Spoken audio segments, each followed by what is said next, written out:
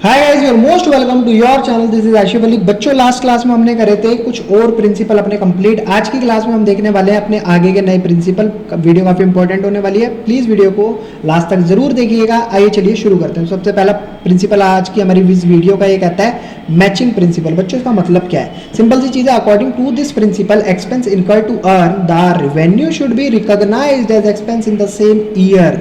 देखो, जिस साल आपने रेवेन्यू कमाया, मान लो ये पूरा एक साल है आपका, इस साल अगर आपने रेवेन्यू का मतलब क्या होता है? कोई भी अपने फॉर्म के गुड्स को बेचकर आप जो भी पैसा रिसीव करते हो उसको क्या नाम देते हो? रेवेन्यू।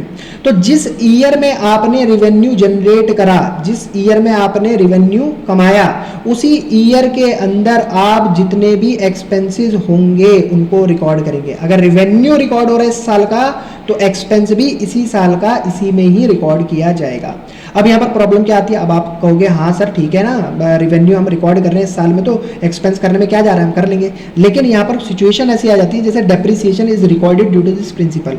अब देख लो, आपने यहाँ पर साल की शुरुआत हुई, एसी यहाँ से चलना शुरू हुआ, चलते चलते चलते चलते चलते चलते चलते चलते यहाँ तक हमने एसी को यूज करा। अब रेवेन्यू तो हर मंथ जनरेट हो रहा है और हर मंथ ही इस एसी पे डेप्रिसिएशन लग रहा है। जितना ही चलता रहेगा उतना डेप्ट लगेगा। तो साल के अंत में जाकर कहीं ना कहीं हम डेप्रिसिएशन इसका कैलकुलेट करेंगे, तो वो जो खर्चा होगा डेप्रिसिएशन वाला, वो इसी साल के अंदर आएगा। हम उसे नेक्स्ट ईयर में कैरी फॉरवर्ड नहीं करते। नेक्स्ट एग्जाम्पल आता है इसके अंदर, adjustment of prepaid expenses and outstanding expenses are is made due to this principal.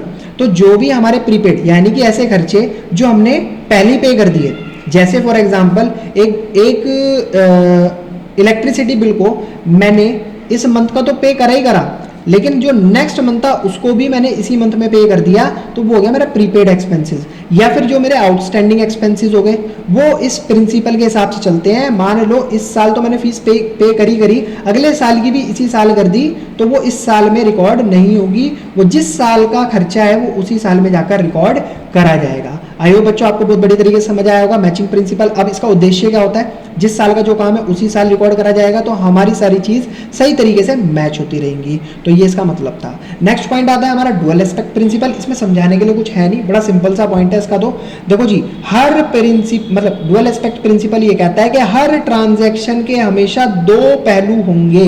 एक होगा डेबिट एस्पेक्ट, दूसरा होगा क्रेडिट एस्पेक्ट। आपने कोई भी काम करा उसको एक जगह डेबिट साइड भी रिकॉर्ड करा जाएगा और एक बार उसको क्रेडिट साइड भी रिकॉर्ड करा जाएगा। हालांकि ये चीज आपको अभी अच्छे तरीके से समझ नहीं आने वाली। अब जैसे जैसे हम आगे बढ़ते रहेंगे, जैसे चैप्टर नंबर 5 के अंदर हम पहुंचने वाले हैं जल्दी, ठीक है। इसके बीच में 4 चैप्टर आ रहा है। 4 चैप्टर को कंप्लीट होने के साथ ही हम जैसे ही चैप्टर 5 में जाएंगे, तो वहां पर जैसे ही हमारे सामने कुछ क्वेश्चंस आएंगे, प्रैक्टिकल प्रॉब्लम्स आएंगे, तो हम उसके हिसाब से वहां पर चीजों को रिकॉर्ड करना शुरू करेंगे। तो जब मैं आपको ट्रांजैक्शन को रिकॉर्ड करना सिखाऊंगा, तो आप वहां पर देखोगे एक डेबिट एस्पेक्ट होगा और वहां पर एक क्रेडिट एस्पेक्ट होगा, और हर ट्रांजैक्शन के दोनों एस्पेक्ट फॉलो करे जाएंगे। और इसका छोटा सा एग्जांपल यहां पर लिया गया है कि एसेट हमेशा बराबर होती है कैपिटल प्लस लायबिलिटी के। अगर आपको किसी फॉर्म की एसेट निकालनी है, उस फॉर्म की कैपिटल यानी कि जो बिजनेस के ऑनर ने पैसा लगाया है वो, और जितना उस बिजनेस के ऊपर कर्जा है वो, दोनों को जोड़ दिया जाए, वो उस फॉर्म की एसेट कैलकुलेट करके दे देगा। तो बच्चों, ये तो था हमारा आज का लेक्चर, जहां पर हमने 2 प्रिंसिपल्स के बारे में सीखा, जिसका नाम था मैचिंग प्रिंसिपल और दूसरा था dual aspect principle. I hope आपको दोनों ही प्रिंसिपल बहुत बढ़िया तरीके से समझ आए होंगे।